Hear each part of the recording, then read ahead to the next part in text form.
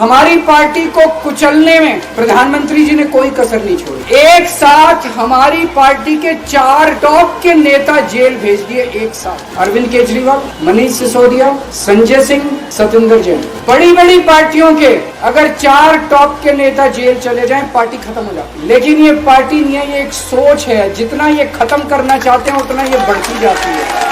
मोदी जी से जो भी मिलने जाता है सबसे पहले वो केजरीवाल की और आम आदमी पार्टी की 10 से 15 मिनट बात करते हैं। उनको कहते हैं कि आने वाले समय के अंदर आम आदमी पार्टी ही देश को भविष्य देने वाली है। इसीलिए वो चाहते हैं कि आज ही आम आदमी पार्टी को बढ़ने से रोका जाए, इनको कुचल दिया जाए।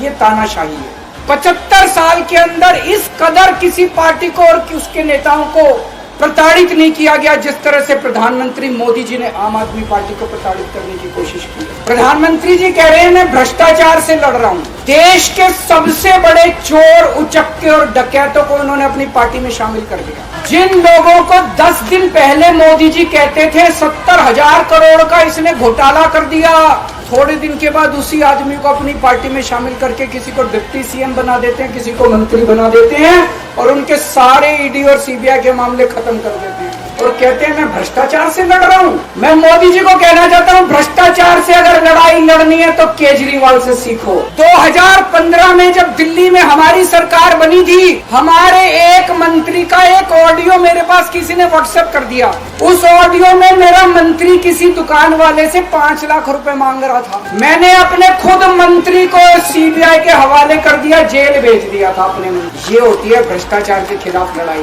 केजरीवाल को क्यों गिरफ्तार किया? केजरीवाल को गिरफ्तार करके उन्होंने एक मैसेज दिया है सारे देश को कि अगर मैं केजरीवाल को गिरफ्तार कर सकता हूं तो किसी को भी गिरफ्तार कर सकता हूं। एक बेहद खतरनाक मिशन चालू किया हुआ है प्रधानमंत्री जी ने, बहुत ही खतरनाक। उस मिशन का नाम है वन नेशन वन लीडर। जितने विपक्ष के नेता हैं उनको जेल भेजेंगे और जितने बीजेपी के नेता हैं उनको सबको निपटा देंगे, उनकी राजनीति खत्म करते जाएंगे। अगर ये चुनाव जीत गए, मेरे से लिखवा लो एफिडेविट के ऊपर, थोड़े दिन के बाद ममता दीदी जेल में होंगी, तेजस्वी यादव जेल में होगा, स्टैलिन साहब जेल के अंदर होंगे, पिनरई विजयन जेल के अंदर होंगे, उद्धव ठाकरे जेल के अंदर होंगे, जितने विपक्ष के नेता ये सारे जेल के अंदर होंगे।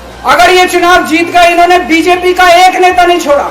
आडवाणी जी की राजनीति खत्म कर दी इन्होंने, मुरली मनोहर जोशी की राजनीति खत्म कर दी, सुमित्रा महाजन की, शिवराज सिंह चौहान जिसने मध्य प्रदेश का चुनाव जीत के दिया इन लोगों ने, शिवराज सिंह चौहान ने उसको मुख्यमंत्री नहीं बनाया, उसकी राजनीति खत्म कर दी। वसुंधरा राजे की राजनीति खत्म कर दी इन्होंने, खट्टर साहब की राजनीति खत्म कर दी, डॉक्टर रमन सिंह की राजनीति खत्म कर दी। अब अगला किसका नंबर है?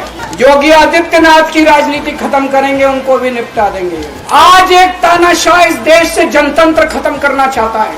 आज एक तानाशाह इस देश से लोकशाही खत्म करना चाहता है। मैं पूरे तन मन धन से लड़ रहा हूँ, संघर्ष कर रहा हूँ उस तानाशाह के खिलाफ। 140 करोड़ लोगों का साथ चाहता हूँ। 140 करोड़ लोगों से भीख मांगने के रहा हूँ, मेरे देश को बचा लो, मेरे भारतवर्ष को बचा लो, मेरा भारत बहुत। मैं एक दिन में 24 में से 36 घंटे काम करूंगा, पूरे देश भर में घूमूंगा इस तानाशाही को रोकने के लिए। दोस्तों, जितनी मेरे अंदर ताकत है, मेरा सब कुछ कुर्बान है देश के लिए।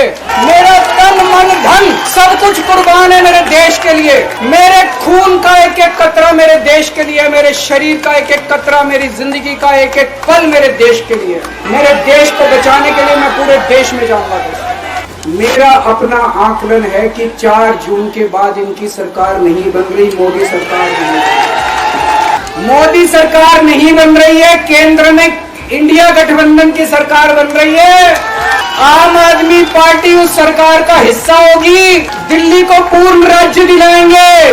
दिल्ली का एलजी लोगों का एलजी होगा, दिल्ली का एलजी दिल्ली वालों का एलजी होगा। गुजरात से आया हुआ अभी। दोस्तों, केजरीवाल को कभी किसी पद का लालच नहीं हुआ।